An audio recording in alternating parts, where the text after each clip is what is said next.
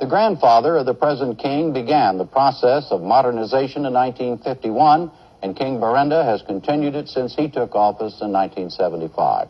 Your Majesty, welcome. Thank you. I understand you are interested, among other things, in getting U.S. support for declaring your nation a zone of peace. Is that correct? That is correct. And when I am here in Washington, I hope to be talking with President Reagan also to be able to get the support of the United States for Nepal as a zone of peace. What do you mean by a zone of peace? The zone of peace is basically, in short, it's a concept that the Nepalese people have aspired for so that they will be able to devote more time and resources for the development of a country that needs development to a large extent.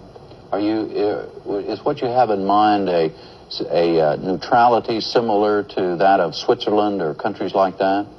No, I do not think so. It is not exactly a neutrality in the sense of Switzerland. It is basically a concept which we seek through bilateral negotiations and talks with individual countries whom we are friends with. A relation which is based on Nepal not allowing its soil to be used against the country concerned who accepts the zone of peace concept with Nepal. Concepts of Nepal abiding by whatever treaties she has signed. But basically it is motivated by the fact that if we are able to contribute to the peace in our part of the world, we feel that maybe we'll be contributing to the region as a whole, as well as to the world in general. Do you feel that your nation is in some kind of danger because of its location between India, on the one hand, as we just saw the film about, and Tibet on the other, or does your desire for a zone of peace grow out of a sense of danger? No, it doesn't. The zone of peace desire basically grows out for the very reason that as a developing country, we want to spend more time and energy on the development of the country.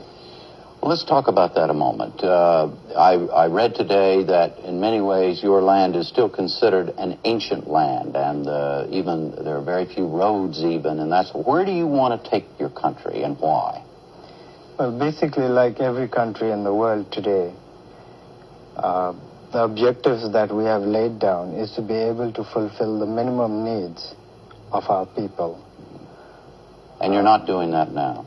We have not been able to achieve these objectives even till today, since Nepal actually came out of its isolation around 1950.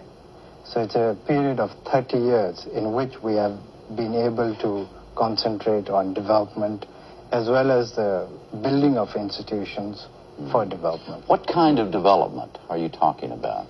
Well, previously, as you mentioned, it was based on the basic infrastructures. You mentioned road.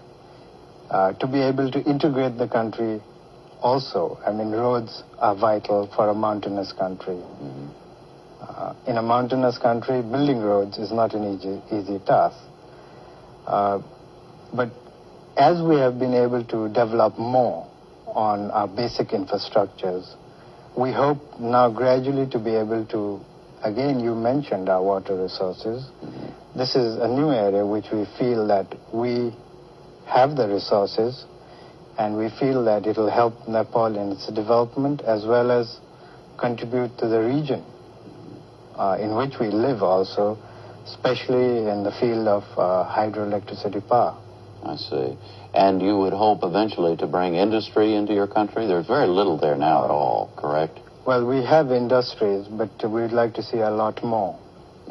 And in this regard, I mean, the government of Nepal has very liberal policies to encourage industrialists and entrepreneurs to come into Nepal and develop these industries. But naturally, our basic emphasis are still on the basic needs that the people need today. All right. Your Majesty, thank you very much, and have a nice time on your visit to the United States. Thank you.